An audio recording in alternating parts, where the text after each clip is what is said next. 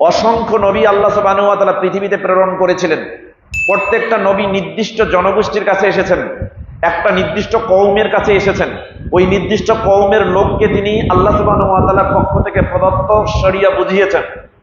এর বাইরে তার কোনো কাজ ছিল না। কিন্তু আমাদের নবী মুহাম্মদুর রাসূলুল্লাহ সাল্লাল্লাহু আলাইহি ওয়াসাল্লাম, পৃথিবীতে এমন কোনো মানুষ নাই, এমন কোনো ধর্মের মানুষ নাই, এমন কোনো বর্ণের মানুষ নাই যার কাছে তিনি নবী হিসেবে প্রেরিত হন নাই।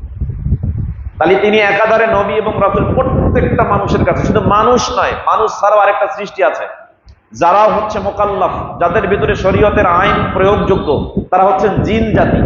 এই মানুষ এবং জিন যাদেরকে আল্লাহ ইবাদতের জন্য সৃষ্টি করেছেন, যেমনটা আল্লাহ সুবহানাহু ওয়া তাআলা বলছেন সূরা জারিয়াত অধ্যায় 51 আয়াত 56, ওমা খালাকতুল জিন্না ওয়াল ইনসা ইল্লা লিয়াবুদুন। আমি মানুষ এবং জিনকে সৃষ্টি করেছি আমার একত্ববাদের জন্য, আমার ইবাদতের জন্য। এই মানুষ এবং জিনের নবী হচ্ছেন কে? মুহাম্মদুর রাসূলুল্লাহ সাল্লাল্লাহু আলাইহি ওয়াসাল্লাম। আল্লাহ সুবহানাহু ওয়া তাআলা বলছেন সূরা আরাফ অধ্যায় 7 আয়াত 158, আল্লাহ বলছেন নবী আপনি বলুন, কুল ইয়া আইয়ুহান নাস ইন্নী রাসূলুল্লাহ ইলাইকুম জামিআ। নবী আপনি বলুন যে নিশ্চয়ই আমি তোমাদের নিকট আল্লাহ সুবহানাহু ওয়া তাআলার পক্ষ থেকে প্রেরিত রাসূল। যত মানুষ আছে সকলকে বলুন যে এই পৃথিবীর যত মানুষ আছে সকল মানুষের নিকটে আমি নবী মুহাম্মদুর রাসূলুল্লাহ সাল্লাল্লাহু আলাইহি ওয়াসাল্লাম আল্লাহর পক্ষ থেকে প্রেরিত রাসূল।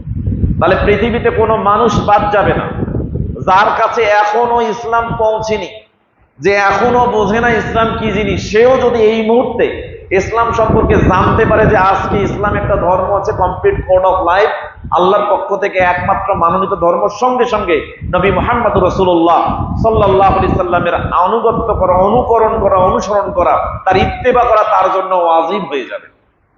সম্মানিত উপস্থিতি, আল্লাহ সুবহানাহু ওয়া তাআলা পবিত্র কোরআনুল কারীমের 34 সূরা সাবা আয়াত নাম্বার 28 এখানে উল্লেখ করেছেন, ওমা আরসালনাকা ইল্লা কাফাতান লিন-নাসি বাশীরাও ওয়া নাযীরা।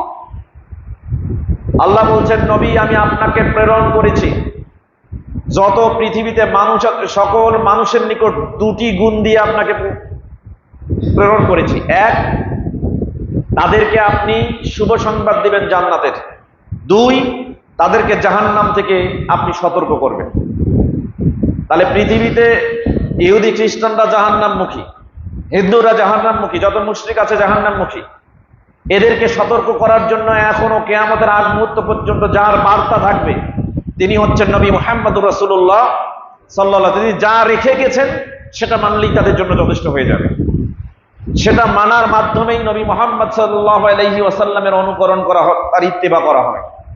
অতএব এই পৃথিবীতে একমাত্র কিয়ামতের আগ মুহূর্ত পর্যন্ত সতর্ককারী একজন, তিনি হচ্ছেন মুহাম্মদুর রাসূলুল্লাহ সাল্লাল্লাহু আলাইহি ওয়াসাল্লাম, এবং একমাত্র শুভ সংবাদদাতা কিয়ামতের আগ মুহূর্ত পর্যন্ত তিনি হচ্ছেন মাসুম সাল্লাল্লাহু আলাইহি ওয়াসাল্লাম, মুহাম্মদুর রাসূলুল্লাহ সাল্লাল্লাহু আলাইহি ওয়াসাল্লাম। সম্মানিত উপস্থিতি, তাবুকের যুদ্ধ থেকে বিশ্বনবী ফিরছিলেন। তাবুকের যুদ্ধ থেকে ফেরার সময় একদিন রাতে উঠে আল্লাহ নবী তাহাজ্জুদ পড়ছেন। সাহাবা ইকরাম মনে করছেন আমাদের নবী মুহাম্মদুর রাসূলুল্লাহ সাল্লাল্লাহু আলাইহি ওয়াসাল্লাম গভীর রাতে তাহাজ্জুদ পড়ছেন, তিনি নিরাপদ নন, শত্রুরা তাকে যে কোনো সময় আক্রমণ করতে পারে। তখন তারা কি করলেন? সমস্ত সাহাবা ইকরাম বিশ্বনবী মুহাম্মদুর রাসূলুল্লাহ সাল্লাল্লাহু আলাইহি ওয়াসাল্লামকে ঘিরে প্রাচীরের মতো তাকে পাহারা দিচ্ছেন, যেন বহির শত্রু তাকে আক্রমণ করতে না পারে। তীর নিক্ষেপ করলে যেন আমাদের উপর দিয়ে চলে যায়, বিশ্বনবী আক্রান্ত না হন। নবী সাল্লাল্লাহু আলাইহি সাল্লাম সালাত শেষ করলেন। শেষ করার পরে দেখলেন সাহাবা ইকরাম তাকে ঘিরে ধরে বসে আছে। বিশ্বনবী সাল্লাল্লাহু আলাইহি ওয়াসাল্লাম এবার বলছেন তাদেরকে, হাদিস আসছে সহিহ বুখারীতে, কিতাবুত তায়াম্মুম, তায়াম্মুম সংক্রান্ত একটা অধ্যায় রয়েছে, বাব আলা সাবিলিত তাআদ্দুদ স্বতন্ত্র একটি অনুচ্ছেদ রয়েছে, 335 নম্বর হাদিস। জাবির ইবনে আব্দুল্লাহ রাদিয়াল্লাহু তাআলা আনহু থেকে বর্ণিত, তিনি বলেন রাসূল সাল্লাল্লাহু আলাইহি ওয়াসাল্লাম বলেন, উযীতু খামসান লাম ইউতাহুন্না আহাদুন ক্বাবলি। তোমরা শোনো, আজকে আমাকে 5টা জিনিস দেয়া হয়েছে। এই 5টা জিনিস ইতিপূর্বে আর কাউকে দেওয়া হয় নাই, কোন নবী এই 5টা জিনিস পান নাই। এর মধ্যে একটা জিনিস দেখো কেমন, তোমরা যে আমাকে পাহারা দিচ্ছ শুনে রাখো, ওয়া নুসিরতু বিররুবি, মাসিরাতা শাহরিন, আমি নবী মুহাম্মদুর রাসূলুল্লাহ সাল্লাল্লাহু আলাইহি সাল্লামকে ভয় দিয়ে সাহায্য করা হয়েছে। কেমন ভয়? আমার এই অবস্থান থেকে 1 মাস একটা মানুষ চলতে চলতে, দ্রুতগামী ঘোড়ার পিঠে উঠে চলতে চলতে চলতে চলতে 1 মাস পর যেখানে গিয়ে থামবে, এই যে একটা দূরত্ব তৈরি হলো, আমি এখানে অবস্থান করছি, 1 মাসের পথ দূরত্ব, ওই সীমায় যদি কোনো শত্রু থাকে, আমি নবী মুহাম্মদ এখানে অবস্থান করছি, ওখানে ওই ব্যক্তি আমার শত্রু, তার মনের ভিতরে আমার ভয় আল্লাহ তৈরি করে দিয়েছে।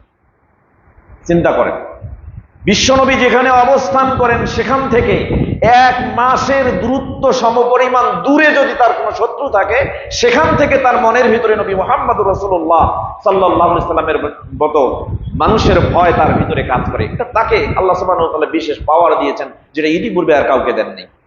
অনুরূপভাবে বিশ্বনবী মুহাম্মদুর রাসূলুল্লাহ সাল্লাল্লাহু আলাইহি ওয়াসাল্লামকে যদি কোনো ব্যক্তি অনুকরণ করে, হুবহু তার ইত্তেবা করে, তাহলে আপনি এখানে অবস্থান করবেন, 1 মাস দূরত্বের কয়েক হাজার কিলোমিটার থেকে কোন শত্রু যদি আপনার বিরুদ্ধে অবস্থান নেয়, ইসলামের বিরুদ্ধে অবস্থান নেয়, তো আপনার এখানেই যদি মুসলমানের সংখ্যা জানতে পারে, ওখান থেকেই তাদের মসনদ নড়বড় হয়ে যাবে।